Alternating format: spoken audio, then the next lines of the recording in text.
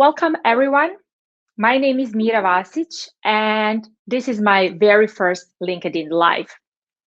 For those who don't know me, I'm a career coach and trainer in the field of female leadership and gender diversity.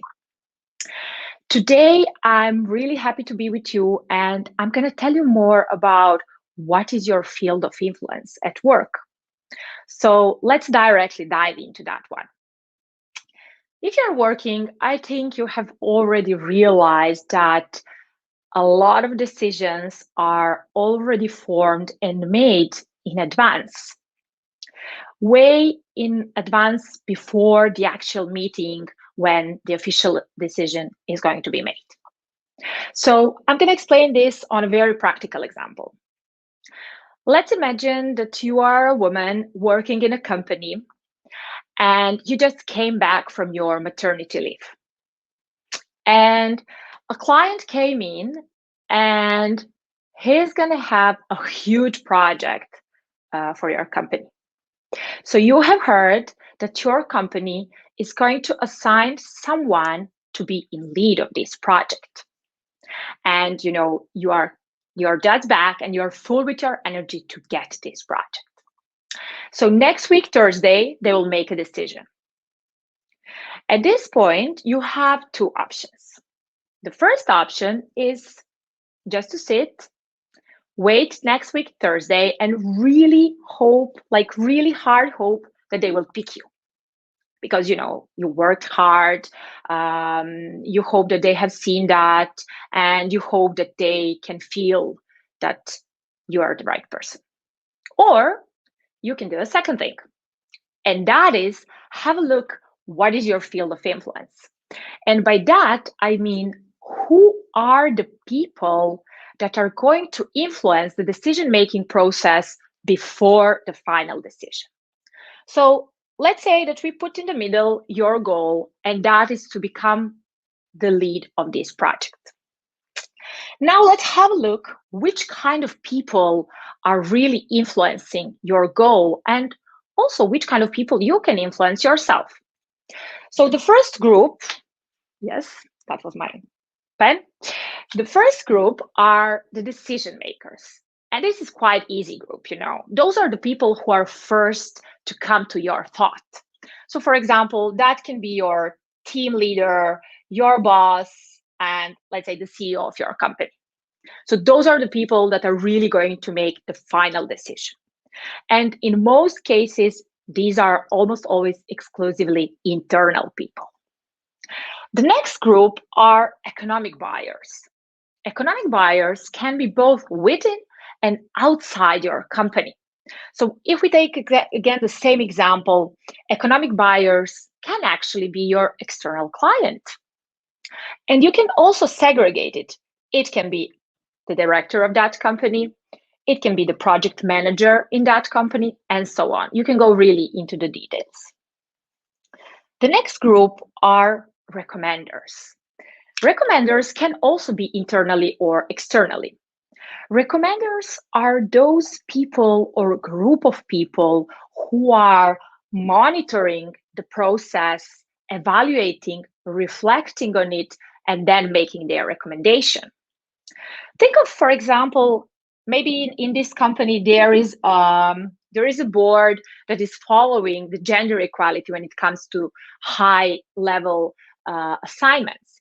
And maybe they had looked at the past and they said, well, we had quite a lot of men leading these big projects. Why don't we support women to become the lead? And they could actually recommend to go for a woman for this project. The next group are influencers. The influencers are people or groups who are directly influencing the decision makers, recommenders, and economic buyers. And these people are most often outside of your organization, whether that is a commercial company, academic institution, or government. There are always influencers outside of these organizations. So let's take again the same example, and maybe one of the decision makers, let's take your team leader. Maybe this team leader has a family member at home, and then this person comes home and says, we got this huge project, and I have to assign someone to be in the lead. And then the partner at home says, well, I heard you talking many times about that colleague of yours that she just came back from the maternity leave. Maybe that's a good opportunity for her. And in this way, this person directly influences the decision-making process. The next group are end users. End users can be both internally or externally. Those can be the people that you don't know, and maybe the people that you cannot even influence. But in some cases, this can be people or groups that you can also reach or influence. And think of, for example, let's say that this project is about developing a new application, and this company that is economic buyer wants that all their employees actually use this application. So they are the end users in this practical example. And finally, we have saboteurs. Saboteurs are people or group of people who are obstructing or derailing your path, and they have negative influence on your goal, or potentially negative influence on your goal. So maybe in this example, let's say that there is a board, and they will have a discussion about this, who they will assign. So one of the board members says, well, she just came back from her maternity leave, and yeah, she has 3 small kids at home. Maybe this is not really the good moment for her to be in charge of such a large project. So saboteurs most often bring biases with them, unconscious biases in most of the cases. And in this very practical example, by having their own gender bias about maternity of a person, they are instantly cutting your chances to become in charge of this important project. So these are all possible, and of course this list is not definite, but this is inspiration of which kind of people influence your goal and which kind of people you can actually influence. And this field can be anything from one person up to millions of people, depending, of course, on what is your goal, what is the size of the company, what is the size of the project, and how much time you have. Because sometimes you have only a couple of days and you cannot influence millions of people. So then it is really important to understand which players are the most important and which one you can easily influence. Once you know that, you can make the strategy on how to influence them and reach your goal even more faster and more effective. So what I said also is that once you have completed this one, you should see who is the most important. But also you should see what kind of people they are. What do they like? What do they talk about? When can you meet them? Because it can be that you don't talk often with the decision makers, but you do see some of the influencers quite often. And maybe if influencers bring your message, they will also amplify it, and it will become even more and better working for your goal. So this was what I wanted to explain you today about what is your field of influence. Now, I would really like to hear some of your comments. I would really like also to say hello to you. I saw a lot of people coming in. So please write your comments in the chat line, and I will be very happy to answer them. I see Christina. Hi, Christina. Hello. You are saying that you can hear me and see me. Elisa also. Hello. Clarissa is with us. Ali is also here. I see Vittoria also. Hi. Hello, everyone. I see Eva also joined. Oadi joined. Edwin is with us. So thank you so much. I see people from all around the world. So please, let's go to your questions. Write your questions in the chat. I also got a couple of questions in advance. And one question was, can a friend be a saboteur? Well, you know, friends usually wish the best for us, but they are also unconscious about their biases. So by asking us, well, are you sure that that's not too much?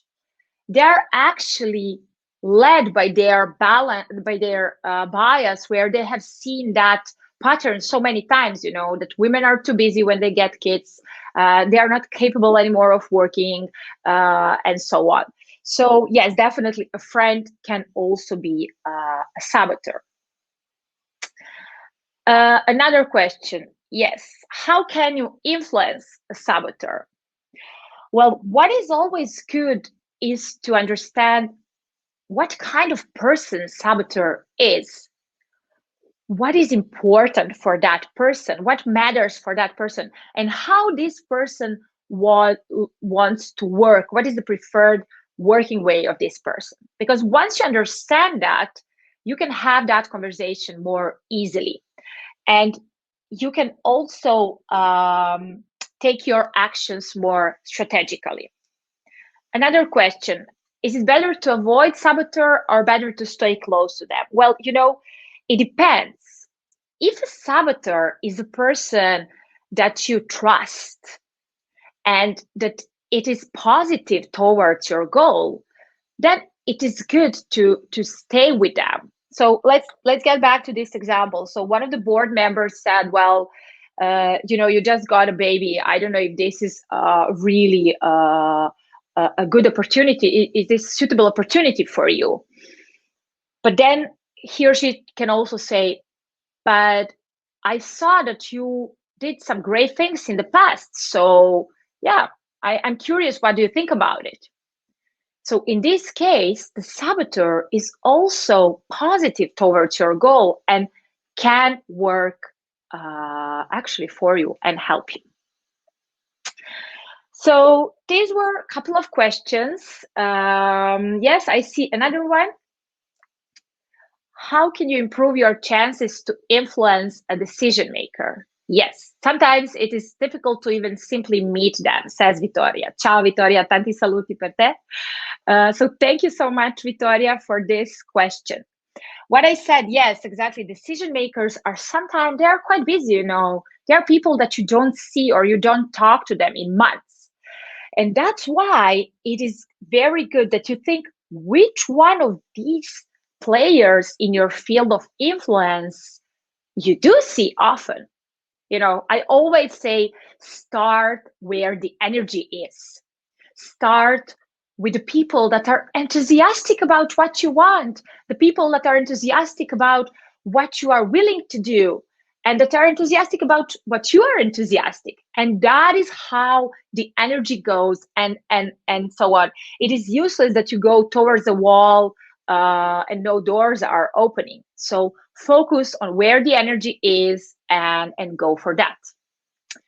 Edwin says, great explanation and visualization about what matters and how to focus. Awareness is the key.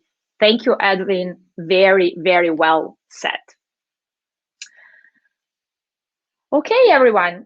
The very last part of this live is, I promise that I'm going to share a number of the week with you, a gender diversity number of the week with you. So this week's number is, and I'm going to use the green one, number 1. Number 1, because yesterday, Tiziana Lipiello, Professor Dr. Tiziana Lipiello, was the first female rector in the history of Università Ca' Foscari in Venice that inaugurated the beginning of the academic year. This year, she became the first female rector in the history of this university. So I invite you all to follow Tiziana. I give my biggest congratulations to Tiziana. But I also invite you, think for yourself, what is an action that you will do today in order to make this and similar numbers grow? I leave you with your assignment. Thank you for joining, and see you in 2 weeks on the same place at the same time. Have a very good day. Bye.